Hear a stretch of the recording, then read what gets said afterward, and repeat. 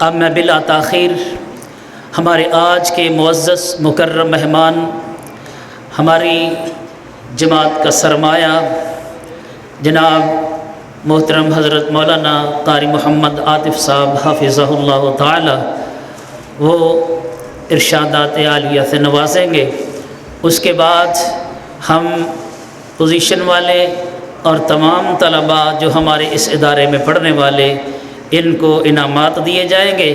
اس کے بعد اذان ہوگی، نماز ہوگی، انشاءاللہ اس سے قبل دعا ہوگی، تو پھر تمام دوست و احباب کے لیے انشاءاللہ ان کی مہمان نوازی، ان کی ضیافت کا اہتمام کیا گیا ہے۔ تو سبھی دوست احباب نماز کے بعد کھانا کھا کر جائیں۔ اللہ تبارک و تعالی ہم سب کو اپنی بارگاہ میں یہ جو عمل اس کو شرف قبولیت سے نواز دیں۔ تو اب میں بلا تاخیر محترم جناب فضیلت الشیخ حضرت مولانا محمد عاطف صاحب کو دعوت خطاب دیتا ہوں۔ الحمدللہ رب العالمین والعاقبۃ للمتقین والصلاة والسلام علی اشرف الانبیاء والمرسلین وعلی آلہ وصحبہ اجمعین ومن تبعهم بإحسان إلى يوم الدين۔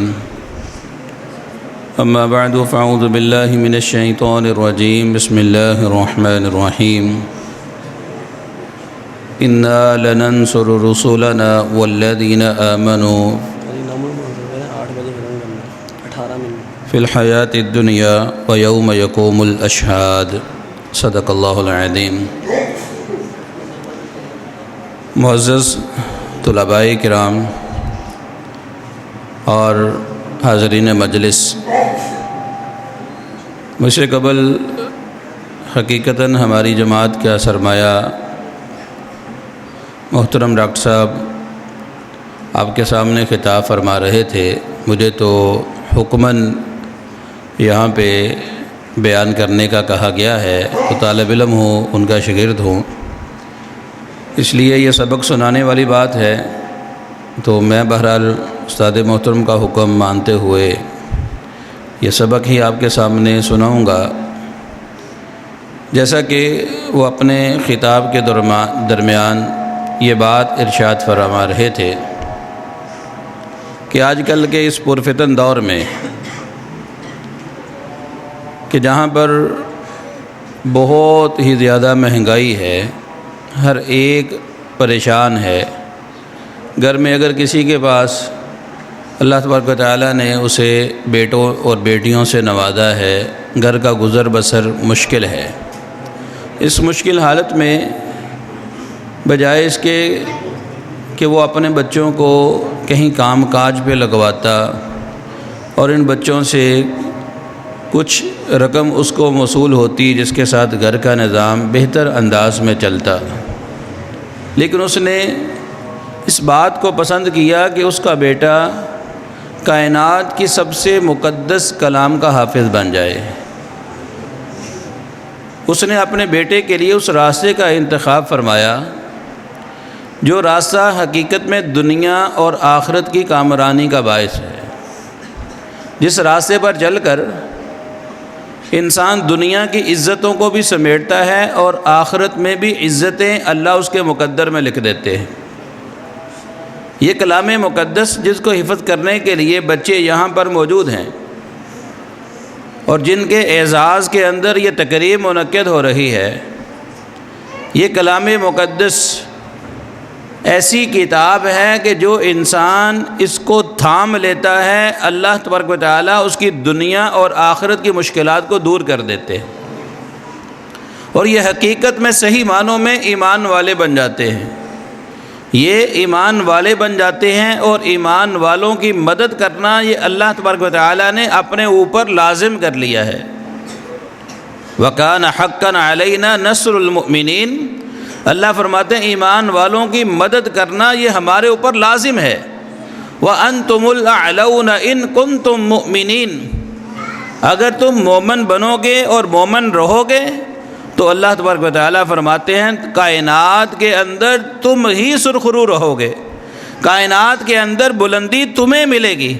اور جب یہ لوگ اس دنیا جہان سے رخصت ہونے لگتے ہیں اللہ تبارک و تعالیٰ کی طرف سے آسمان سے فرشتوں کا نزول ہوتا ہے اور ان کو یہ خوشخبریاں دی جاتی ہیں، اللہ تخافوا ولا تحزنوا وابشروا بالجنۃ التی کنتم توعدون۔ آسمان سے فرشتے آتے ہیں اور ان کو کہہ دیا جاتا ہے اب تمہارے اوپر کوئی خوف نہیں ہے، تمہارے اوپر کوئی غم نہیں ہے، اور تمہارے لیے اللہ نے ہم کو بھیجا ہے کہ تم کو جنت کی خوشخبریاں دے دی جائیں۔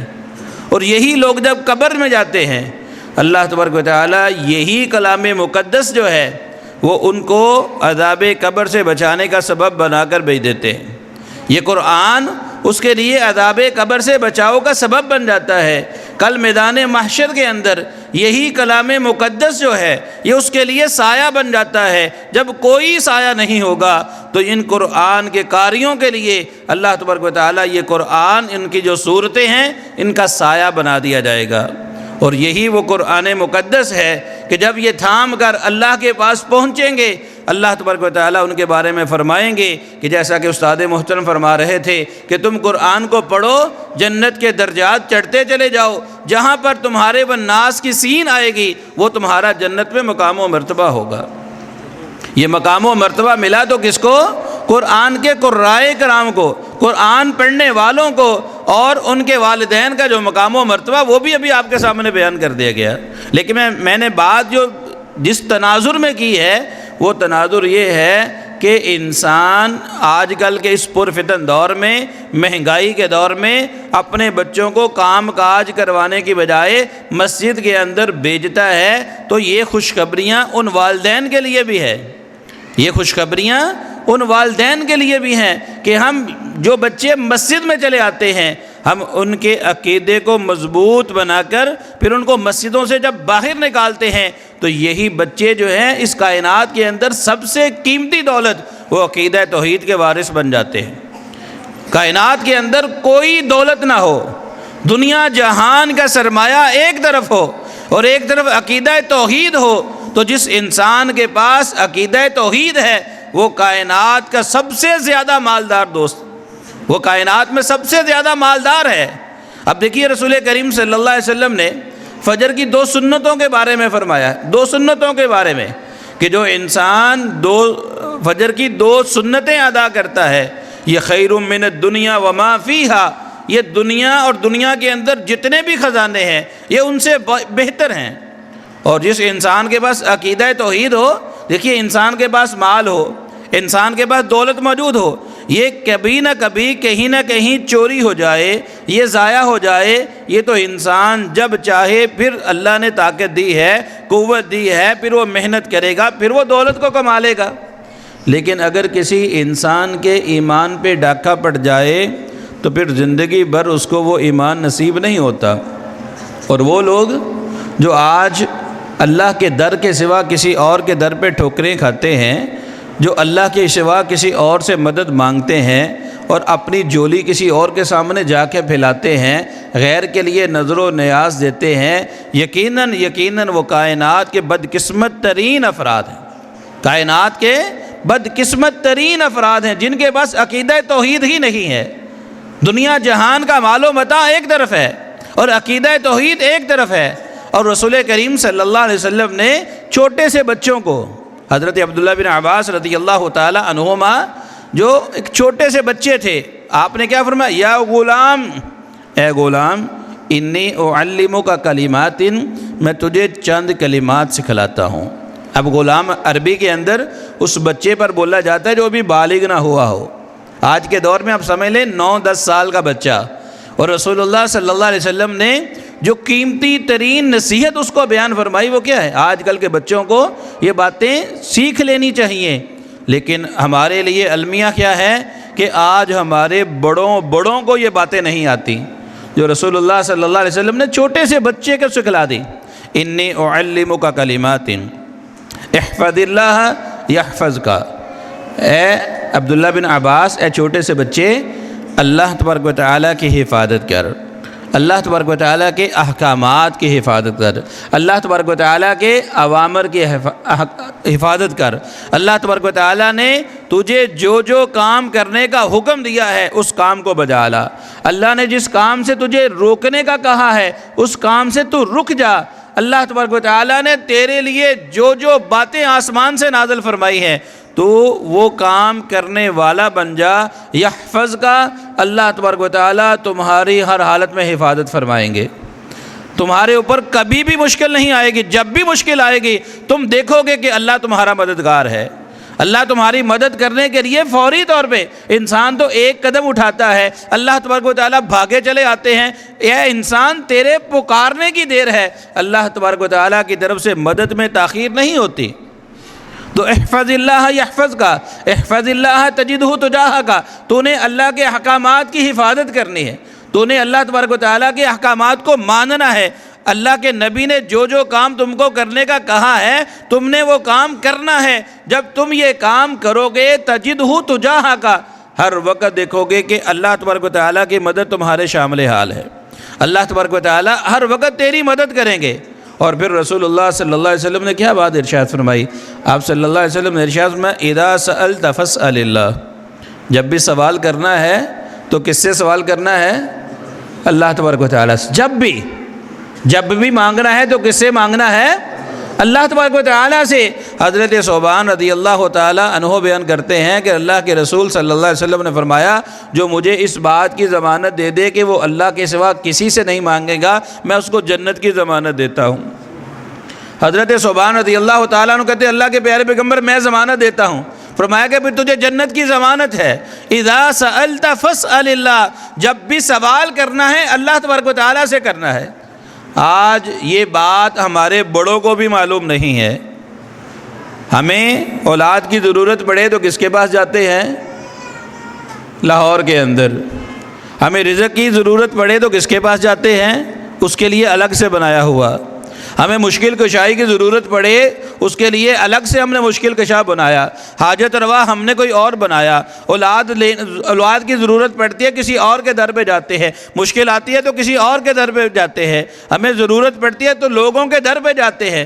رسول اللہ صلی اللہ علیہ وسلم نے ارشاد فرمایا جو انسان اپنے فقر کو لوگوں کے سامنے پیش کرتا ہے اللہ تبارک و تعالیٰ اس پر فقیری کے دروازے اس کے دروازے کبھی بند نہیں کرتا۔ وہ انسان ہمیشہ لوگوں سے مانگتا ہی رہتا ہے۔ جو انسان اپنے فقر کو لوگوں کے سامنے پیش کرتا ہے اور جو انسان اپنے فقر کو اللہ کے سامنے پیش کرتا ہے، جو انسان اپنے فقر کو اللہ کے سامنے پیش کرتا ہے اللہ تبارک و تعالیٰ پھر اس کے فقر کو دور کر دیتے ہیں۔ عقیدہ توحید انسان کا مضبوط ہونا چاہیے۔ اذا سألت فاسأل اللہ، جب بھی تم نے سوال کرنا ہے اللہ تبارک و تعالیٰ سے کرنا ہے۔ اور صحابہ کرام نے اس بات کو اس قدر مضبوطی کے ساتھ تھام لیا کہ اگر انہوں نے کبھی نمک کا سوال بھی تھا تو وہ بھی اللہ تبارک و تعالیٰ سے کیا، اگر جوتی کا تسمہ ٹوٹ جاتا تھا تو وہ بھی اللہ تبارک و تعالیٰ سے مانگا کرتے تھے۔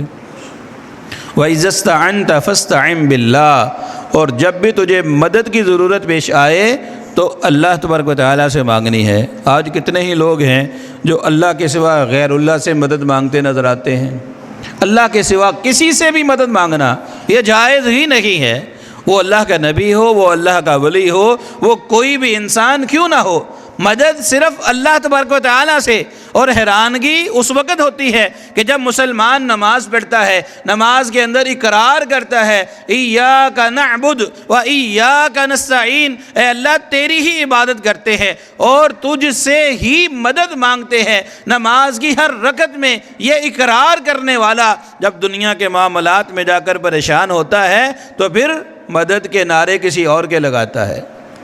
اس وقت انسان اس بات کو بھول جاتا ہے تو کیا اس کی نماز اس کے کام آئے گی؟ کہ انسان نماز کے اندر تو اقرار کر رہا ہے اے اللہ تیری ہی عبادت کرتے ہیں، تجھ سے ہی مدد مانگتے ہیں، اور نماز پڑھنے کے بعد مسجد سے باہر نکلتا ہے۔ بلکہ کئی بد نصیب تو ایسے ہیں کہ مسجد کے اندر بھی ہوتے ہیں تو اس وقت بھی اللہ سے نہیں مانگتے بلکہ غیروں سے مانگ رہے ہوتے ہیں۔ وَإِذَا اسْتَعَنْتَ فَاسْتَعِنْ بِاللَّهِ، اے غلام، اے چھوٹے سے بچے جس کو عقیدہ سکھلایا جا رہا ہے کہ جب بھی تم نے مدد مانگنی ہے، آج جیسے استاد محترم فرما رہے تھے، یہ موم کی گڑیا ہے، اس کو جدھر چاہیں ڈال لیں، ان بچوں کا عقیدہ مضبوط کر کے ہم ان کو مسجد سے نکالیں تاکہ یہ بچے ساری زندگی عقیدہ توحید کو مضبوطی کے ساتھ تھام کر رکھیں کہ جب بھی تجھے مشکل آئے تو تم نے اللہ کے سوا کسی سے مدد نہیں مانگنی، بلکہ مدد مانگنی ہے تو اللہ تبارک و تعالیٰ سے مانگنی ہے۔ اور پھر رسول کریم صلی اللہ علیہ وسلم نے وَاعْلَمْ أَنَّ الْأُمَّةَ لَوِ اجْتَمَعَتْ عَلَىٰ أَن يَنْفَعُوكَ بِشَيْءٍ لَمْ يَنْفَعُوكَ إِلَّا بِشَيْءٍ قَدْ كَتَبَهُ اللَّهُ لَكَ، ساری کی ساری امت اکٹھی ہو جائے اس بات پہ کہ تجھے نفع پہنچانا چاہتی ہے، لیکن اتنا ہی نفع پہنچے گا جتنا اللہ نے تیرے مقدر میں لکھ دیا ہے، اس سے ایک رتی برابر بھی زیادہ نفع کائنات والے مل کر تم کو دے ہی نہیں سکتے۔ جو نفع اللہ نے تمہارے مقدر میں لکھ دیا ہے، اس نفع سے بڑھ کر تمہیں زیادہ نفع کوئی دے سکتا ہی نہیں ہے، اور سارے کے سارے جمع ہو جائیں اس بات پر کہ تجھے نقصان پہنچانا چاہتے ہیں تو تجھے اتنے نقصان سے زیادہ نقصان پہنچا نہیں سکتے جتنا اللہ نے تیرے مقدر میں لکھ دیا ہے۔ جب نفع لکھنے والی ذات اللہ کی ہے اور نقصان اگر پہنچتا ہے تو انسان کو وہی پہنچتا ہے جو اللہ تبارک و تعالیٰ نے لکھ دیا ہے، تو پھر اے انسان تو اس دنیا کے نفع کے لیے یا اپنے آپ کو دنیا کے نقصان سے بچانے کے لیے غیروں کے در پہ جاتا کیوں ہے؟ اللہم لا مانع لما اعطیت ولا معطی لما منعت ولا ينفع ذا الجد منک الجد، اے اللہ کائنات کے اندر تو جس کو دینا چاہے اس کو روک کوئی نہیں سکتا، اور جس کو تو روکنے پہ چلا آئے کائنات والے مل کر اس کو کچھ دے نہیں سکتے۔ کائنات میں نفع ملتا ہے تو صرف تجھ ہی سے ملتا ہے۔ اللہم مالک الملک تؤتی الملک من تشاء وتنزع الملک ممن تشاء وتعز من تشاء وتذل من تشاء بیدک الخیر انک علی کل شیء قدیر، اے اللہ بادشاہوں کا بادشاہ تو ہے، تو جس کو تخت دینا چاہے اس کو تخت سے اتار کوئی نہیں سکتا، اور جس کو تو تخت سے اتار دے اس کو تخت پہ چڑھا کوئی نہیں سکتا۔ کائنات میں عزتیں تیری طرف سے ہیں، اے اللہ تیرے سوا تو عزت دینے والا کوئی اور ہے ہی نہیں، تیرے سوا عزت کوئی دے سکتا ہی نہیں ہے۔ اس لیے انسان کو چاہیے ہمیشہ عزت مانگنی ہے اللہ تبارک و تعالیٰ سے مانگے، اگر نفع چاہتا ہے اللہ تبارک و تعالیٰ سے مانگے، نقصان سے بچنا چاہتا ہے اپنا تعلق اللہ کے ساتھ مضبوط کر لے۔ اللہ کے سوا کائنات میں کسی کا خوف انسان بندہ مسلمان کے دل میں نہیں ہونا چاہیے۔ انسان کو یہ یقین کر لینا چاہیے کہ مجھے اللہ میرے ساتھ ہو۔ یہی بات رسول کریم صلی اللہ علیہ وسلم نے جب حضرت ابوبکر صدیق رضی اللہ تعالیٰ عنہ کے ساتھ جب وہ غار کے اندر تھے، دشمن سر کے اوپر کھڑے تھے، دشمن سر کے اوپر کھڑے تھے، نیچے وہ جھانک لیتے تو ان کی نظر پڑ جاتی۔ سیدنا ابوبکر صدیق رضی اللہ تعالیٰ عنہ عرض کرتے ہیں، اے اللہ کے پیارے پیغمبر ہم تو صرف دو ہیں، اگر انہوں نے دیکھ لیا تو پھر کیا بنے گا؟